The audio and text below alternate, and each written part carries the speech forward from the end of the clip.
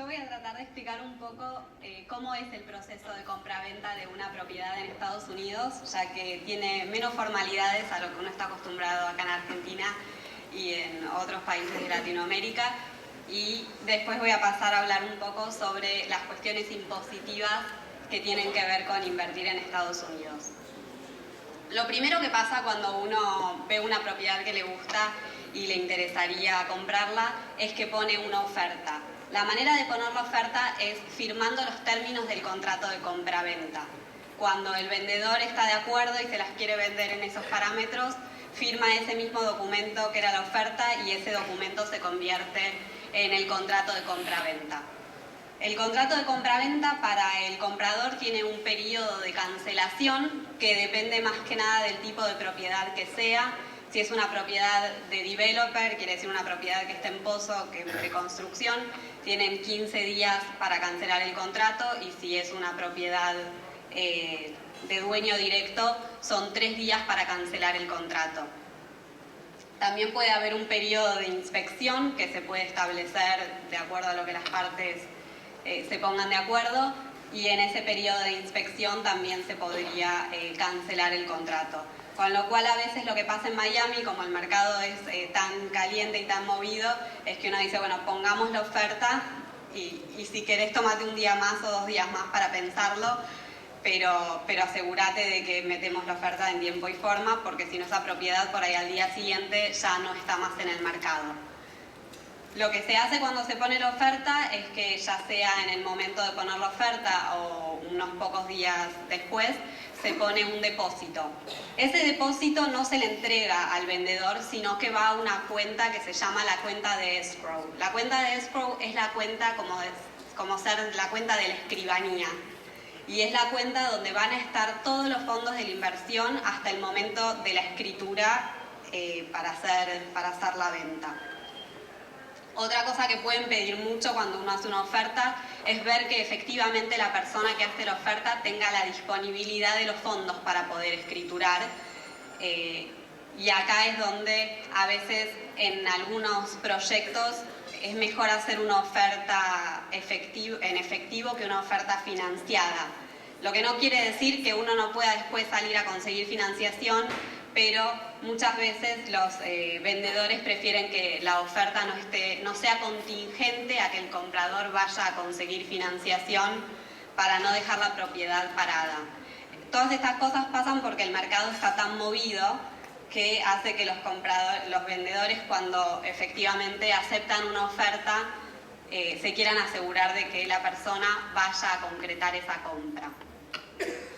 Y otra cosa que pasa es que, a diferencia de la escribanía que hace el libre de deuda acá, allá lo que se hace es emitir un seguro de título.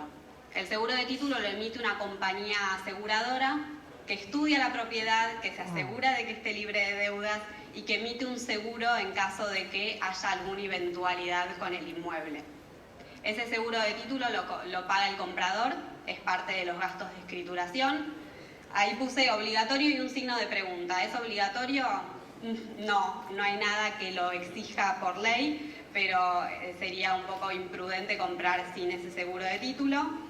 Hay que tener mucho cuidado a las excepciones que pueda tener el seguro de título, y por eso siempre es importante tener un profesional representándolos y viendo las cosas, como para asegurarse de que efectivamente la propiedad no vaya a tener ningún tipo de deuda, por más chiquita que sea, pendiente. Y ahí puse unos ejemplos de los costos que puede llegar a tener el seguro de título. Para una propiedad de $100.000 puede ser $575, $250.000 son $1.325, y en una propiedad de $500.000 el seguro de título cuesta $2.575. Básicamente, en el momento que la propiedad ya está bajo contrato, que ya se hizo todo el pago de todos los gastos de cierre, etcétera, todo ese dinero va a esa misma cuenta de escrow en donde hicieron el depósito. Ese estudio jurídico o compañía de título va a ser la que reciba el título de la propiedad firmado por el vendedor. Y en ese momento, a diferencia de la valija y las llaves en la escribanía que se utiliza acá, todo se bancariza y los documentos incluso se pueden mandar firmados por fax o por email, y no se requiere toda esa formalidad. Obviamente el vendedor sí tiene que firmar ante un escribano para que se valide que la persona que está firmando la transferencia del título sea el dueño de la propiedad, pero más allá de eso no hay demasiados requisitos en cuanto a las formalidades de las firmas. Una vez que se recibió el dinero y se recibió el título de la propiedad, la escribanía se encarga de saldar todas las deudas que pudiera llegar a tener la propiedad, como ser una hipoteca existente que tenía el vendedor anterior, y en ese momento ya queda concretada la venta del inmueble. Y bueno, ahora quería pasar a los temas de las consideraciones impositivas. Hay muchos impuestos que existen en Estados Unidos y es muy importante una buena planeación desde el principio como para que los impuestos que afectan a las compras sean los menores posibles y que el inversor siempre esté al tanto de cuáles son los impuestos que va a tener que pagar dependiendo de cómo estructure su inversión. El primero que se pone es el impuesto a la herencia. A diferencia de otros países, el impuesto a la herencia en Estados Unidos es alto y a diferencia de los americanos, los extranjeros pagan un impuesto a la herencia sobre todo monto de inversión que supere los $60.000. ¿Qué quiere decir? Los primeros $60.000 per cápita están exentos del impuesto, pero todo lo que lo excede tiene un impuesto del 40%, y esto es sobre el capital, con lo cual muchas veces si las inversiones son grandes, hay que trabajar para que no aplique el impuesto a la herencia, que obviamente aplicaría en caso de un fallecimiento, pero que no sea un impuesto que pueda llegar a dejar expuesto el capital invertido. Después está el impuesto a las ganancias. Hay dos formas de pagar impuestos a las ganancias. Uno es el impuesto a la ganancia por la ganancia ordinaria que pueda llegar a tener una persona o una compañía. Y después está para ciertas situaciones limitadas lo que se lo conoce como lo que se llama el Capital Gains Tax, que es un impuesto reducido que pagan las personas físicas cuando venden un bien de capital. ¿Esto qué quiere decir? Un inmueble que tuvieron por más de un año en su patrimonio. Y eso es una tasa reducida de lo que es el impuesto a las ganancias.